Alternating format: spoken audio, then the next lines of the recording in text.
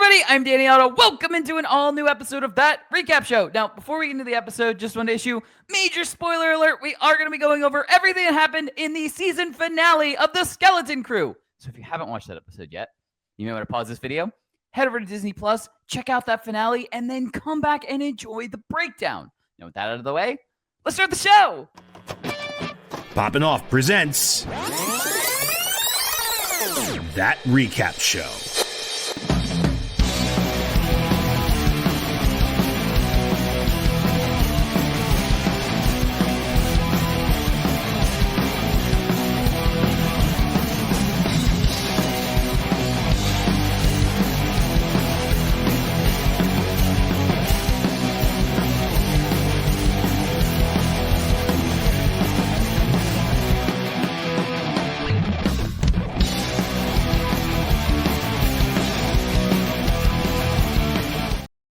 All right, joining with me to break down everything from the season finale of The Skeleton Crew, it's Jon Jon Rico. Hello, Star Wars. Yep, beat you to it. Damn it, we did it at the same time. It worked perfect. Oh, We've had 8 episodes to practice getting it together. Oh yeah. So I already said it, in the finale recap episode of Creature Commandos, but I'm sad. Like, these two series that we've kind of been recapping side by side every week have both been coming to an end. And I said we said the exact same thing, so I'm not gonna stay on it for too long, but it's a good kind of sad because, like, it's good that both these series were so good that I am sad and want more of both of them. But yeah, I enjoyed this entire series. I enjoyed it way more than I thought it was going to, and I'm really happy about it. And getting right into it, I had a couple just kind of random outbursts during the finale. So I just figured this is the perfect time to share with the class. My first outburst is Wim finally getting to redeem himself with the lightsaber, which I thought that was a perfect full circle moment. I thought that was great. I loved that moment. Before that, because I'm doing everything out of order. Before that, we get snippets of the entire group of kids after they've kind of gone back to their houses and they're being monitored by the robots, by the droids. Yeah. Everyone kind of is. It seemed like chronologically things were a little off because Wim looked like he was in bed, like he was going to bed, which is very confusing to me because KB is like out, and obviously Fern and her mom are the outliers because they're with Jod. So we don't know what time it is, what time's passing. They're inside. We don't know that. But Neil, when the power all goes out, is in the bath, which is it's confusing because not only for Neil being in the bath, because maybe you could say like, oh, he was his parents asked him to take a bath before he went to bed. Yeah. Neil's mom is out on a walk with his younger brothers outside, like just on a walk when the power goes out. So I don't know what time of night it is at all. It does not make any sense whatsoever for everyone because I feel like they're all just in different places at the same time, like time-wise. So I was very confused in that moment that so many different things were happening with each different character in that moment because it just totally looked like Wim was like in bed, was going to like laying down in bed when the power went off, and then he realized everything, like the droids were down and stuff. But yeah, just very confused about what everybody else was doing in that moment. Yeah, man. I guess every family has different routines, I guess, too. Different routines! Like, maybe Neil's saying, like, maybe at night, that's like, maybe when they go on their night walks, that's when they get their best thinking done, Who knows? They're all very different people. Who knows? Yeah, I don't have a problem with that, but why are Neil's parents taking his younger siblings out for a walk in the middle of the night? Well, Neil can't watch him. He's taking a bath. I realize that. And I'm harping on something that does not matter at all. Rico, what were some of your instant reactions from the finale? Yeah, so this was a pretty like a standard action-packed finale that we've kind of come to expect from these kind of shows at this point. Marvel shows, Star Wars shows, they always kind of like are very story driven up until the last episode where they kind of like jam pack a really big action sequence into everything, and then kind of scramble in some story content to like Mhm. weaved in there at the same time. Like here we had the big invasion with the pirates and stuff like that once they opened the barrier, which is a really cool kind of like sequence of Yeah. events, like, which leads the way to bigger things for the ad and storyline in general in Star Wars. So that's pretty cool, just in general how they did that. But yeah, there was a ton of fun moments in this episode, whether it was just certain little character moments within our little crew, the parents, or even like Jod and the pirates themselves. Like everybody was kind of given like a fun moment to kind of like shine in this episode, and it was really cool. And there was some really cool payoffs and callbacks to stuff that was set up earlier in the season. Of course, like obviously KB knowing to call back Kim and all of them to get the X-Wing stuff over. The real good guys, as the episode is called, which I think is really. I love the fact that the episode they always named it some little quote as the kids say in the episode. Mhm. Just a great little touch. And it's always like a really a driving point in the episode too, because it's a lot of it is Wim standing up to Jod and being like, yeah, the real good guys are coming, and that whole like the scene where he holds on the lights there, right? Like, yeah, he finally had a good firm grip on it this time, and he didn't hold it upside down, which is also great. And even like Neil using the layout of Hana's Yeah. planet to know where their version of the turbo laser gun is. So yeah, there's a lot. The fact that they were able to pay off certain little moments. When they're on the speeder bike scene, they use the jump off of the bridge and stuff that, and they actually hit the jump this time too. Then which is really cool. They don't fall into the little cliff. So yeah, it was really cool when you go like, oh yeah, I remember when they did that in that episode, and they're like, oh, I did when they did that there. And not to mention the return of SM33, which is carrying Yep. his own head too, which is really great. Which is so again, just the fact that they're like, hey, just because a robot gets killed, quote unquote, doesn't necessarily mean he's always going to stay, dead like that. In some cases they do, but in most times there's a way you can always rebuild them if the wound is correct, I guess. Yeah. But yeah, I just thought this was a really cool way to kind of like pack a lot of stuff into one other thing and just kind of put a nice little button on the story that was told. And yeah, I enjoyed it a lot. Yeah, same. And that is a perfect lead in for big takeaways. So you want to get to some big takeaways? Sure. Of them. All right. I'm going to give up big takeaways because just literally where you left off, I made a note of this. I had kind of a takeaway and a half. And the first one, I'll just go with where you kind of were leading with. That's exactly what I really enjoyed about this episode, where we had every kid in the team had a moment to shine. And whether it was a callback or whether it was them finally stepping into their own, like with Neil kind of not wanting to fight when he was on the other planet, now is the one who was like willing to shoot the lasers and stuff like that. He was able to stand up and do that kind of stuff. I thought that was really cool. Same, I mean, the most obvious is obviously Wim with the lightsaber, which I immediately had to call out as something instantly. But yeah, it was really cool to be able to get those moments, just like you kind of already started the list.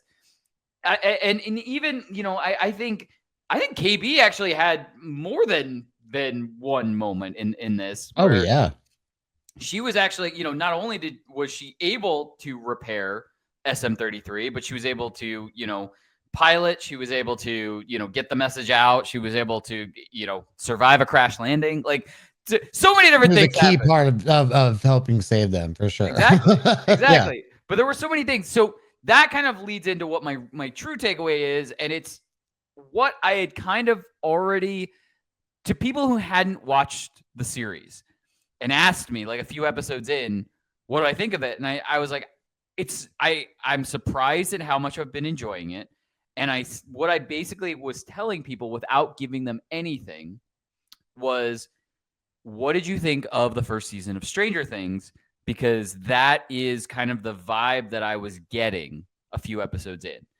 And I feel like not only was that accurate a few episodes into it, but in this finale, I think is a perfect kind of vibe and representation to kind of tell other people, because it's kind of like, the kid parent role reversal, where the kids are the ones who are like, no, we got this. You have to listen to us. We know what we're doing.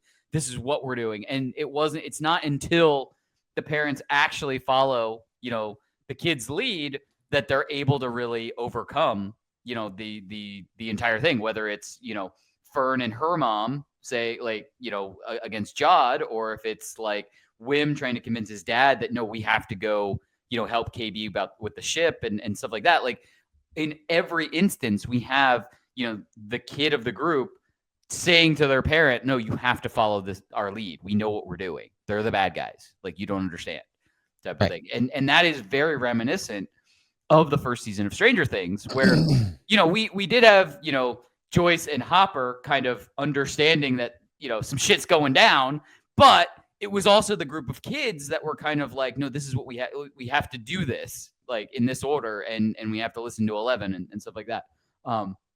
So it just kind of, for me, kind of cemented the feel and the vibe of this, and in no way am I saying like it was a copy or anything like that, but it was just like it came down to kind of that same build where you have this role reversal where the kids are kind of in charge. The kids are the ones who have to kind of, take the lead and show their parents and prove to them that, like, they need to be able to listen to them to work together, type of thing, and fend off everything, a pirate invasion in this case.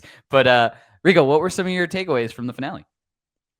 Yeah, it's a story. I won't say, I say trope, but it's a story formula I've seen before, where you see kids in a certain element that their parents are not usually used to being in, and then when it comes push to shove, and the moment it comes in, their expertise is really what's going to come into play, not necessarily just the adults having their overall life knowledge.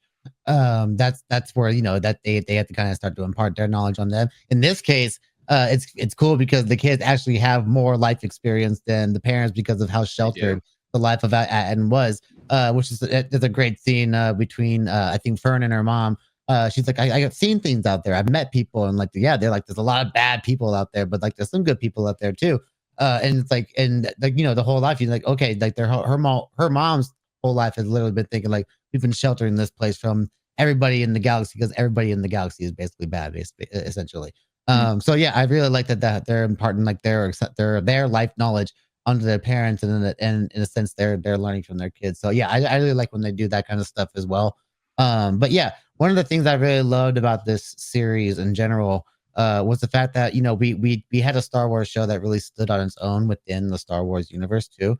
And it didn't really try to shoehorn any kind of like major tie-ins to the overall lore, or even like being like, okay, this has to do with something with the Emperor and the Empire back in the day. It's like it's like an old Republic mint from that, and some pirates want to go steal some money from it, and it's just it's almost like a classic pirate storyline, but just setting it into the Star Wars universe, and making it work like that, and not having to add in anything that just makes it be like, just for the oohs and ahs, I would say, I think was just a really great job. And that's a testament to, I think, to John Watts, who helped develop the show. He did the first episode, and he directed the last episode as well.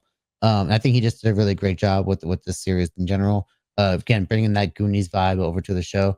I think one criticism I probably do have for this particular finale is that you were talking about earlier, like, the whole timeline of like, Wim going to bed, and like, Neil's parents going to walk. I feel like a lot of this stuff was really rushed in a lot of a sense. Like, we were jumping like, from moment to moment to moment real fast. And then at the end, it just really kind of just ends, and you're done. Like, Right. Okay, the X-Wing showed up, and they're saved, and okay, we're done. And then it just went to credits. I was like, oh, okay, we're done. Okay, cool. So that was like a little like I was like a little taken aback by that. I was like, oh she's like, we get that final shot, and then it just go, we get that classic close in Star Wars style, and then we get the credits. I was like, oh, and there's no like kind of like epilogue scene that kind of like shows what they do after like that. Like, does Wim take an aptitude test? Like, or like stuff like that. Like, what is Neil? Neil's got like all this confidence now. Like, what is he gonna go up to that girl that he likes in the school and talk to her finally? Like, there's a lot that I kind of wish was resolved there. But it doesn't take away from the fact that it was all like just a lot of fun to watch, just in general. Like, there's some really great character moments too. But yeah, part of me was like left wanting more, in the sense that like, yeah, we should kind of have like a little bit of like a part like a part 3 to this, like a closing act to the or an epilogue. And you really an epilogue. So Yeah. yeah, that would probably say is my one criticism of the episode overall. Yeah, and I totally agree with you. And in the past, you've said the same thing. It's good that we're left wanting more. In this instance, yes, I agree with you. I would have liked, another 2 minutes after, even if it was a very quick wrap up. Or, I mean, we got spoiled with the Agatha series where we got an entire epilogue episode. Yeah, for real. Type of thing. So even that I would have been completely happy with, because I mean the runtime for the finale was not super long. I could have watched for another 20 minutes and been completely fine. Like it wouldn't have felt overdone or anything like that. The only thing I can think is maybe they left it like that because and you had said it to me. I don't know if we said it in an actual, recap or if we just said it when we were talking, is they tend to not give away whether they're going to have another season of like a Star Wars series or anything like that. Right. So I'm wondering if behind closed doors, they, kind of did that so that if they did, they didn't write themselves into anything. And I'm not saying like, oh, well, Neil having a little bit extra confidence to talk to a girl is writing them into a box or anything like that. But they left it so open-ended, we can have a time jump of like a year for a season 2. And it's like... the kids are going to get older too. Right. So it's like you can play around with how much time has gone by, depending on how much they grow. Right. So yeah, there's a lot of factors like you could definitely throw in there. Yeah, that's the only thing I can think of for such a quick thing. That or, maybe they trimmed it down. But like I said, even if there was another 20 minutes in it, I wouldn't have felt like it was too long. Yeah, or even like another 5 to 10, like just show me what happened, like, a week or two afterwards, like when everything's kind of cooled down. Like it just would have been nice to have like a little bit of a follow-up. As opposed to like, okay, the battle and everything, the turmoil's ended and we're done. Like it was just like, and credits. I was like, dang, that was really sudden. Like I just want like a happy everybody's dancing end of Return of the Jedi ending where everybody's just dancing around a campfire. Like that would have been a fine ending. Yeah, we do get some hopping and cheering, which is some pretty great sequences too. I love that. But you want to get to some predictions? Yeah, let's do it. Awesome. All right, why don't you kick off predictions? Okay, yeah. So we got some context to Jod's origins and ties to the Force in this as well. He kind of goes on a little monologue, just talking about how he met like kind of an older looking Jedi, like kind of a rundown Jedi who was on the run from Order 66, so we would imagine. And she was able to teach him just some tricks of the Force, just not too long for they were there together for a little while before finally she was hunted down and killed. And he talks about how it was pretty brutal, how like they had to make him watch her die basically. So I do like that we get a lot of that context into his character. Like he finally just comes out and just says how he has these powers with the Force. And I don't feel like he's lying at all about it too. Like I think he's finally like, okay, like we're in this moment. I'm going to now tell you because I got what I want. Now I can actually tell you who I am. So I like that little aspect of his character that was thrown in. And I think it worked really well for his character too, because it sets him up as just literally like a pirate who's just got some Force knowledge, who wants to use his powers to get a lot of money. So, which was really great. It works really well for the story, and I thought that was really awesome. And it's the final shot we see of him watching his ship about to crash. Is that the last time we see him? So yeah, that's a kind of another thing, like how open ended we leave Jod's story at the end of this. Like again, that's I guess where I feel like we get no real like resolution to everything, because it's like, okay, the X-Wings are there. We know that we like according to the kids, we know they're the real good guys. So it's just like we can naturally assume that because his vessel is kind of going down as well, that he probably is going to get caught and thrown, but he could also find a way to weasel out of there and probably hide. I would imagine he's got the Force. But I imagine, of course, he might get caught, and maybe there's going to be some kind of use for him in the future, because now again, if we're supposed to tie this all with like the Mandalorian universe and the timeline and stuff like that, if we're gonna go into like the movie or something like that, and they go, okay, well, we got this planet at Aten that we can use, and then they find this guy and he goes, oh, he's got the Force, he's got powers in the Force. they can find a way to weave Jude Law in there because he's also a movie actor too. So it's like he was fit pretty well in that scene. But I would like to kind of see some stuff outside of Skeleton Crew and of course the Mando kind of TV stuff. We had the Tales of kind of animated series, Tales of the Jedi, Tales of the Empire. I would like to see like a little 15-minute short about Jod and this Jedi that he met. If they can put some context around who this Jedi was, maybe making a new character. If it's someone that we know, I highly doubt somebody that we know, but it'd be cool just to make a new Jedi character. And I would like to see kind of like that story, and I think it'll really fit well in an animated form. I feel like. Yeah, that would be really cool. And yeah, I mean, we really still don't know too much. The other question I kind of had is they're already referring to it as the New Republic. So where does that put this kind of on the timeline, basically? Roughly, well, the Mando stuff all starts within like 5 to 7 years after. Right, it's real and now it's a few years after that, so it's probably like 10 years at least after Empire or after Return of the Jedi. So, yeah, I'm sure at this point like moves are already being made. There's also the Battle of Jeddah, which is where like oh my gosh, I'm forgetting the name of the planet. It's not Jeddah, but there's name another planet that they have like a major battle that really effectively ends the Empire. I want to say it's Jeddah, but that's actually the Rogue One city. So I know it's something else. I'll look it up later. But the major battle that you play in Battlefront 2, it's a major part of that storyline as well. And there's a whole story about it in the books as well. I think the Aftermath trilogy. So like there's a whole like kind of a transition from like the Empire falling to like the New Republic taking order. So we're still like in that transition phase, I feel like. Oh, okay. Yeah. Sounds good. Yeah. And I mean, I'm totally with you. I would like to see kind of, more Tales of, and I think this would be a perfect, thing to kind of get more context for Jod's character in general. I think that would be really cool. I'm totally in on that.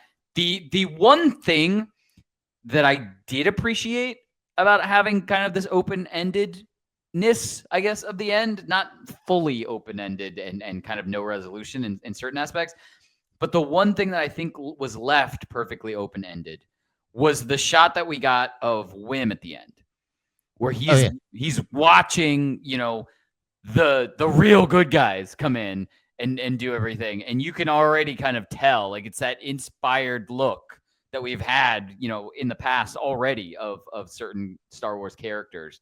Yeah, they make that line like, you don't have to take your assessment test. Yeah. Wink, wink, nudge, nudge, and stuff like that. I was like, oh, okay, that's our button right there. Right. So I'm really interested on where we could see like Wim next. And not only that, but whether we're going to see like a young Wim, like by this same actor, or whether we're going to have a time jump and have like an older Wim, like almost like the age of John Boyega's character in Force Awakens type of thing, like that yeah, kind of maybe, yeah, type of thing. But yeah, Finn. I don't know why I couldn't think of his actual Star Wars character. Finn, yeah. John Boyega was the only thing I could come up with. But Finn, like we could have, Wim in, like I said, we don't know exactly where this falls in the Mando series we've been following all of this time. This could be, before that. This could be like right after that. So these few years, that makes a big difference. Is what Wim we could see, in something else. Like if this is happening, if this did happen like right before the Mando stuff happened, then we could see, an older Wim. If this happened after all of the Mando stuff we've seen so far, we could see this age Wim in something else type of thing. Mm-hmm. So, I hope we get to follow this actor growing up, because I think he's got a really, he's a really cool, he's got a lot of charisma for like a kid his age, and anything watching him play this role was a lot of fun. So I would really like to kind of follow him on this journey too. But also I like the Wim character in general, and that sense of kind of wonder that he has of adventure, so that he can, especially that, like you said, that final shot of him looking up to and seeing the X-Wings flying off, like, oh yeah, that's definitely something that he wants to do. Very Luke-esque, of course, like, know, Luke wanted to do, like, again, we compare him to Luke in the past, as kind of like this kid who's on this planet, just wants to go out and have some adventure. And yeah, I think they're gonna. I hope they follow up with it in some form. I would like to get some stuff that's like post sequel trilogy that could be doing, like maybe he has a pilot out there and then, the war's been won. He survived all of it and then he can get to go have some fun now as a pilot or something like that. That'd be really cool. But not Jeddah, it was Jakku because it's for Ray. Yeah, it's for Ray's club. Yes. And I was like, oh my gosh, why did I blank on that name? So yeah, it was Jakku that was named the planet that escaped me. Right. I mean, look, I would love to get a season 2 of this and kind of have like a follow up of the aftermath of this. And now that God's still alive, everyone's still alive, so we can do something. Not only that, but now, Atten doesn't have a barrier. So like, we could see all of the craziness of them all of a sudden existing in the universe and not just being hidden anymore. And that kind of brings on, the group of kids now experienced adventurers. Now they can go off again. And maybe that turns into a thing and they can, they go on another adventure and it takes them further away or something like that. Yeah. I would really like to see, because I really do like this group. Like, all of their dynamics are perfect, and now they've shown they can work as a team. So they are a perfect squad, and I want to see some more SM33. Like, I'd be cool. Yeah, with that too. But yeah, I would love a season 2 of this. Yeah. So okay, a couple things to note before we end. One, the supervisor Mega Droid. We pretty much nailed that. Really funny, like kind of big Mega Droid. I was kind of like a Supreme Intelligence, Captain Marvel kind of a thing. And I was like, okay, that's kind of a cool like spin on like just a big giant Mega Droid that went down pretty quickly, if I do say so myself. But I know. Yeah, and everything went to shit as soon as he did. So I guess that's why they never let anybody up there, because he was pretty freaking weak. He did the Qui-Gon Jinn thing. And just melted through him. But like, I was like, there was no melted a lot of the most primary circuits, I guess, are right there. So there was no kind of like, he didn't have any kind of no backup charge, nothing. Yeah, nothing. Yeah. Damn. And then one thing I really love at the end of the episode and the credits was the way that they had like this little digital artwork and then as it panned up, it turned out to be like Wim's pad. So I was like, oh, that was kind of a cool little way to be like, okay, now like his adventure is kind of like is essentially wrapped up in this little, we just watched our little pad story and now we get to like put it down now. And so like, okay, well done. That was a nice little touch. So yeah, this was really just an enjoyable series overall. Yeah, I absolutely agree. I hope we see some of these characters in other aspects of Star Wars, but more Neo. Definitely more Neo. The whole time I was like, especially when he fell off his speeder bike, I was like, if anything happens to Neo, we riot. Like, he's our little hero, dude. He goes, I'm like, I'm okay, go. I'm like, yes, you too. You go. You're gonna need a distraction. I got it. You're fine. Yeah, but anyway, I really hope we get more of these characters, but also I would really be happy for a season 2 of this. Even if we had a time jump, I think it would be awesome either way. Very excited. Would love to dive back into this. But as we always say, that's what we think. Let us know in the comments below. What did you think of the season finale of the Skeleton Crew? And where do you think we could potentially see any of these characters pop up in the future and in any of the other, Star Wars mediums in general? There are no wrong answers. Like, keep your fingers crossed. Maybe we'll get a season 2. Maybe we see them in the Mando movie. Maybe we see them somewhere else. And as always, don't forget, like, subscribe, and turn on notifications to hear about all of our latest audio and video podcast releases. Bye, everybody! Poppin' Off presents That Recap Show.